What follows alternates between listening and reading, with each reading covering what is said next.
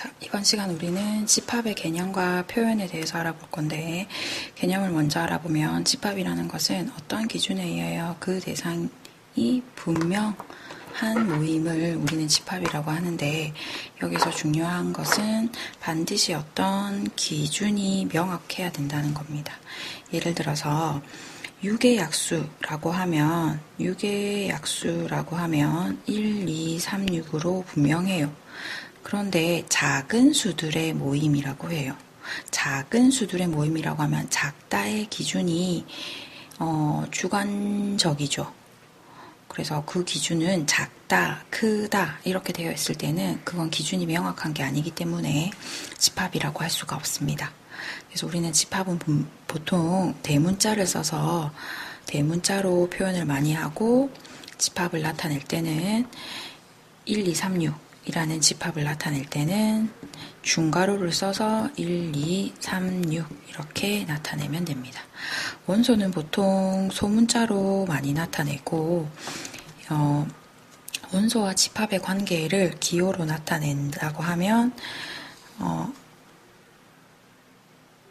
원소를 나타낸다고 하면 소문자로 나타내는데, 원소 얘기를 선생님이 안 했죠. 원소는 집합을 이루는 대상 하나하나를 원소라고 하는데, 지금 6의 약수라는 집합의 원소는 1, 2, 3, 6이 되는 겁니다. 그래서 원소와 집합 사이의 관계를 기호로 나타내면 1은 집합 A의 원소이다 라고 하면 삼지창을 써서 이렇게 쓰면 됩니다. 집합 A 쪽으로 향하게. 그런데 5는 지금 여기 있는 이 집합의 원소가 아니죠. 그럴 때는 원소가 아니다. 이렇게 비스듬하게 선을 그으면 됩니다. 그 다음에 두 집합이 상등, 서로 같다.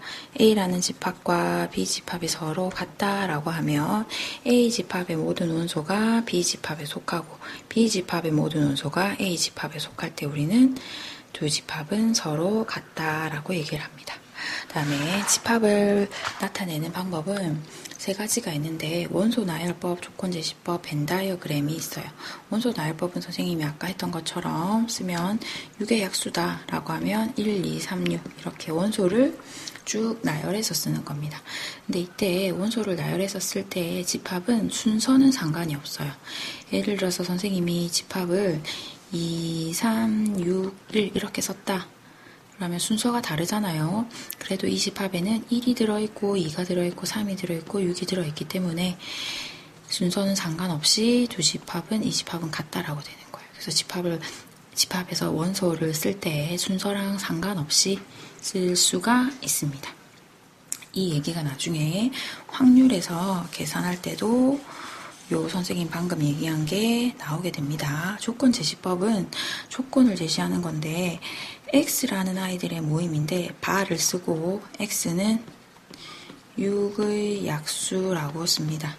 그러면 이 조건을 만족하는 X들의 모임이 되는 거예요. 그러면 1, 2, 3, 6이 되죠. 그래서 이 두 집합은 같은 집합이다 라고 할 수 있습니다. 벤 다이어그램은 A라고 쓰고 동그랗게 그려서 1, 2, 3, 6 원소를 동그라미 안에 넣어주면 됩니다. 우리는 집합 사이의 관계를 표현할 때 벤 다이어그램을 많이 이용할 겁니다. 그 다음에 집합의 원소의 개수. 지금 선생님이 예를 든 1, 2, 3, 6을 봅시다. A라는 집합의 원소의 개수는 괄호를 하고 앞에 n이라고 적어요. 요 n은 넘버입니다. 숫자죠. 그래서 개수, A라는 집합의 개수, 원소의 개수. 그럼 지금 A라는 집합의 원소의 개수가 1, 2, 3, 6, 4개니까 4개 다가 됩니다.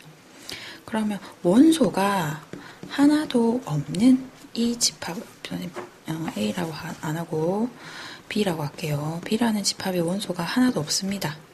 원소가 하나도 없는 집합을 우리는 동그라미 땡 써서 우리는 공집합이라고 얘기를 합니다. 공은 빌공이 되어서 비어있는 집합이다 라는 뜻이에요.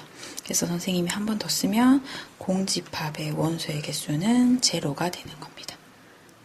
그러면 여기까지 하고 수업 시간에 문제 풀어보도록 하겠습니다.